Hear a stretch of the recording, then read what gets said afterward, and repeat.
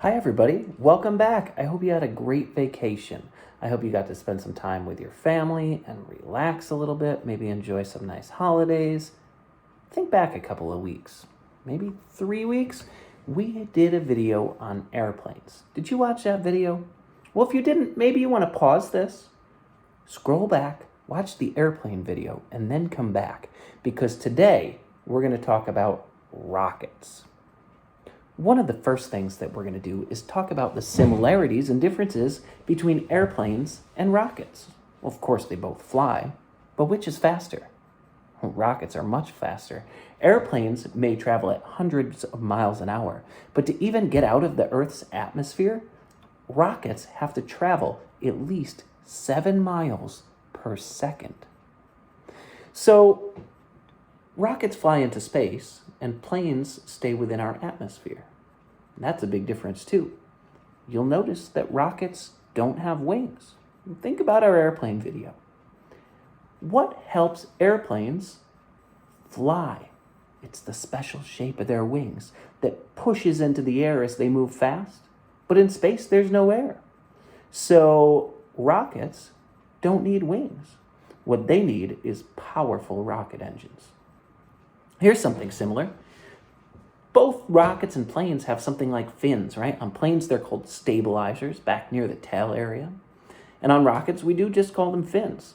Both have powerful engines, but of course, rockets are more powerful. Both need lots of fuel, but they use different types of fuel. Did you know that to burn any kind of fuel, we need oxygen from the air? But again, in space, there is no air. So where do rockets get the oxygen to run their engines? Well, they have to bring that with them too in a separate container. Next, Willie and Amos are going to help us to make some model rockets so we can look at the main parts of a rocket, and then you'll be able to identify them. The circle will turn into the cone on your rocket, and the triangles will turn into the fins on your rocket. Can you color your rocket parts any way that you like?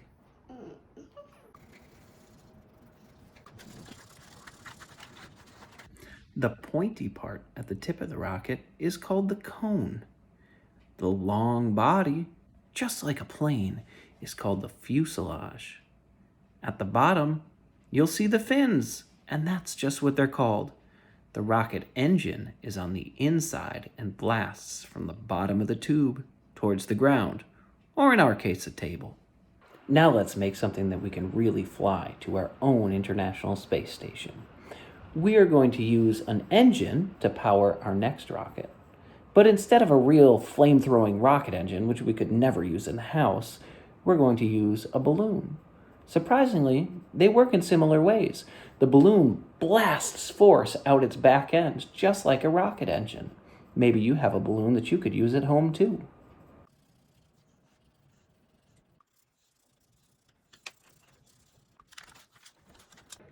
Choose an engine for your rockets. I want a red one. We probably have another red one.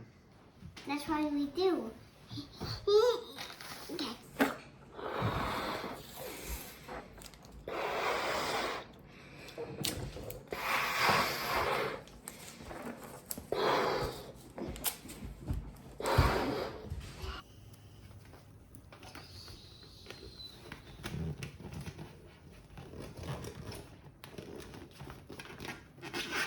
Before we even think of blasting off, you're going to have to know how to count backwards from 10.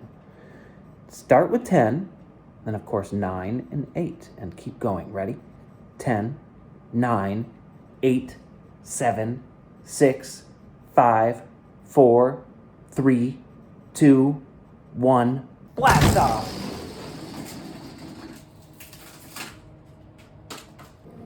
Well, we made it all the way to the space station.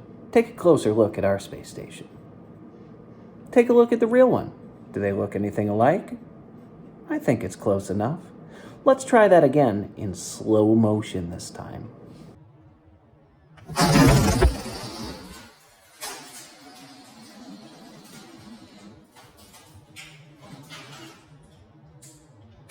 That almost sounded like a real rocket. Well, if you want to do this at home, I'm going to try to send everybody the coloring sheets that we used, both rocket projects and the International Space Station. The other things that you'll need are some tape, something to color with, maybe a few balloons, a short section of a regular straw, and either fishing line or extremely smooth nylon string. Trust me on the string, or you'll end up with this. Blastoff!